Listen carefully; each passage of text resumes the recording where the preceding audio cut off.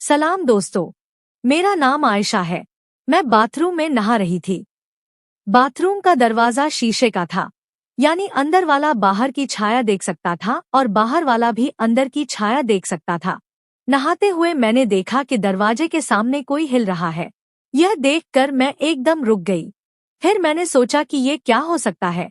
शायद कोई इत्तेफाक से वहां से गुजर रहा है या कुछ और कर रहा है। मैं परेशानी में थी कि क्या करूं। फिर बड़ी मुश्किल से मैंने खुद को संभाला।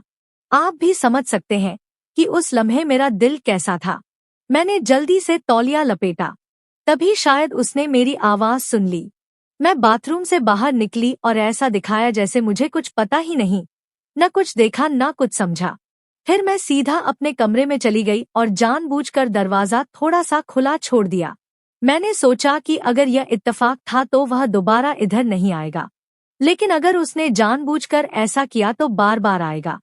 और वाकई जैसा मैंने सोचा वैसा ही हुआ। मैंने देखा कि वह मेरे कमरे के दरवाजे के सामने से गुजरा और मुझे साफ नजर आया कि वह मुझे ही देख रहा था। उस वक्त मैं समझ नहीं पाई कि क्या करूं। फिर मैंने खुद से कहा, आयशा, अगर वह खुद तेरे पास आ रहा है तो जो वह चाहता है उसे दे दे। वैसे भी बांटने से कुछ कम नहीं होता। यह ख्याल आते ही मैंने खुद को उस लम्हे के हवाले कर दिया। मैंने कपड़े बदले और एक हल्की सी शफ़ाफ नाइटी पहन ली। फिर मैं ड्राइंग रूम में टीवी देखने चली गई। वह भी वहां बैठा था। उसने मुझे देखा और बोला, बाजी, कुछ पीने को लाओ। मैंने प्यार से कहा, नहीं भाई, तुम रहने दो, तुम आराम करो। मैं कुछ मिठाई और 2 ग्लास जूस लाती हूँ, फिर हम साथ लेंगे। तब तक तुम कोई अच्छी फिल्म चुनो। इतना कहकर मैं चली गई। जब मैं मिठाई और जूस लेकर वापस आई तो मेरा भाई उरफान एक एक्शन मूवी देख रहा था। मैंने कहा, ये क्या देख रहा है भाई? इसमें तो बस मारधाड़ है, इसे बंद करो। 2 मिनट रुको, मैं अभी आती हूँ। मैं अपने कमरे में गई, एक पेन ड्राइव लाई और बोली, देख भाई, मेरे पास इस पेन ड्राइव में कई फिल्में हैं, चलो इन्हें देखते हैं। दोस्तों, मैं आपको बता दूं कि मैं आयशा अपनी पेन ड्राइव की फिल्मों की आदी हो चुकी थी। मेरे शौहर की वफात के बाद, अल्लाह उनकी रूह को सुकून दे, मैंने फैसला कर लिया था कि अब जो भी मुझसे शादी करेगा वह सिर्फ मेरे पैसों के लिए करेगा। इसलिए मैंने तय किया कि मैं अकेली ही अपनी जिंदगी जीऊंगी और दोबारा शादी नहीं करूंगी। तब से मैंने वह सब शुरू किया और उन फिल्मों को अपने पास रख लिया। जब भी दिल करता मैं उन्हें देखती और खुश रहती। लेकिन अब जब मुझे अपने भाई पर भरोसा हो गया तो मैंने सोचा कि यह किसी और से तो बेहतर है।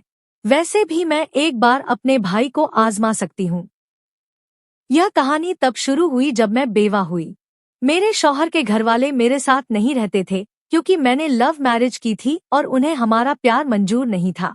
मेरी माँ मेरे प्यार के साथ थी, तो उनकी रजामंदी से मैंने शादी कर ली। मेरे शौहर मुझे कराची ले आए जहां हम खुशी खुशी रहने लगे।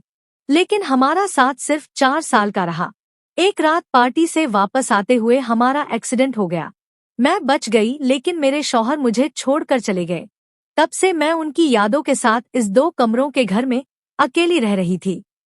जब मेरी माँ को मेरे शौहर की मौत की खबर मिली तो वह मुझे दिलासा देने लगी और बार बार कहती कि वह मेरे भाई उरफान को मेरे साथ रहने भेज दे। वह कहती, आयशा, कब तक अकेली रहोगी? लोग तरह तरह की बातें करते हैं।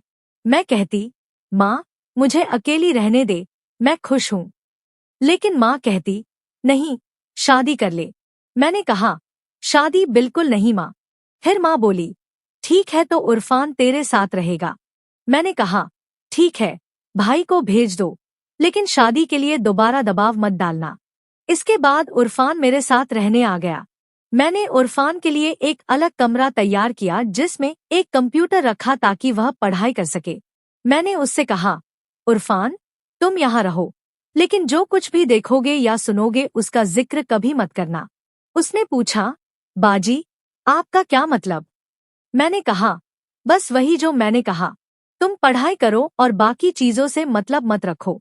वह मेरी बात नहीं समझा, लेकिन मैंने सोचा कि अब मुझे सावधान रहना होगा।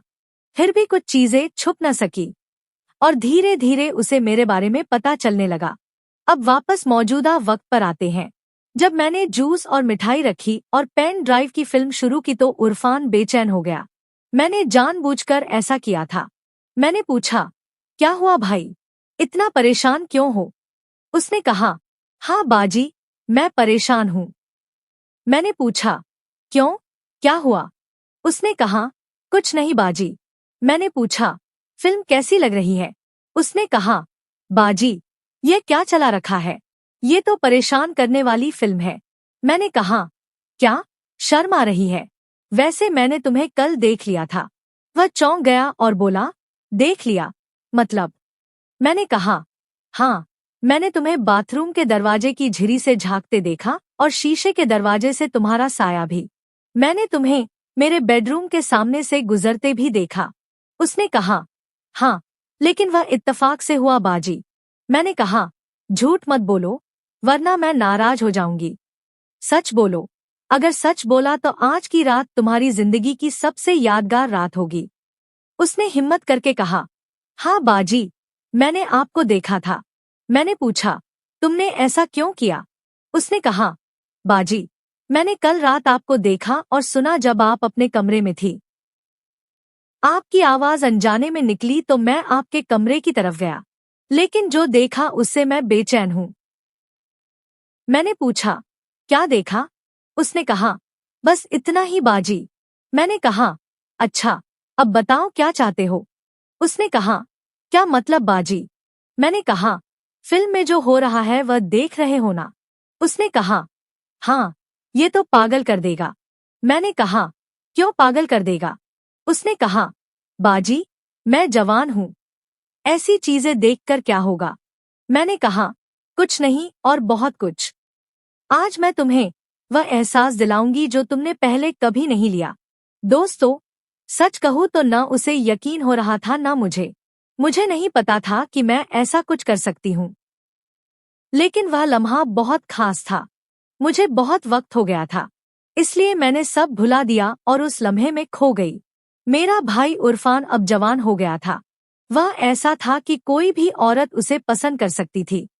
वह सब कुछ जानता था लेकिन मुझसे थोड़ा डरता था। जब मैं फिल्म की हीरोइन की तरह उसके सामने आई तो उसका हौसला बढ़ गया। फिर हम उस रात एक दूसरे में खो गए।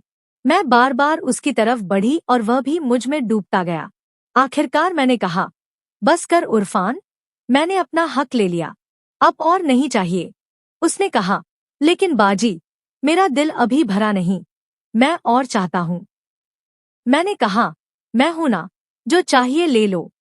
फिर उसने कुछ ऐसी चीजें की जो मैंने कभी सपने में भी नहीं सोची थी। वह मेरे लिए नया था, जैसे पहली बार तजुर्बा कर रही हूँ। मैं यकीन नहीं कर पा रही थी कि मेरे साथ क्या हो रहा है। वह तजुर्बा मेरे ख्यालों से परे था। मैं बहुत खुश थी क्योंकि यह एहसास अनोखा था। उस दिन से हमारा रिश्ता बदल गया। मेरा भाई हर रोज मुझे ढेर सारा प्यार करने लगा।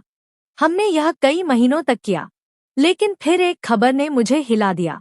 मुझे पता चला कि मैं गंभीर रूप से बीमार हूँ और मुझे कैंसर है।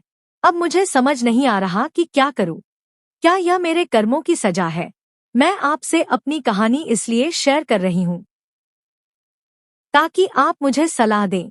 मुझे पता है कि आप कहेंगे कि यह मेरे कर्मों का फल है, लेकिन मैं चाहती हूँ कि आप मेरी जज्बात को समझें, मेरी जगह खुद को रख कर देखें और फिर सलाह दें। मैं आपके सुझावों का इंतजार करूंगी और उन्हें गौर से पढ़ूंगी। तो दोस्तों, ये थी मेरी कहानी।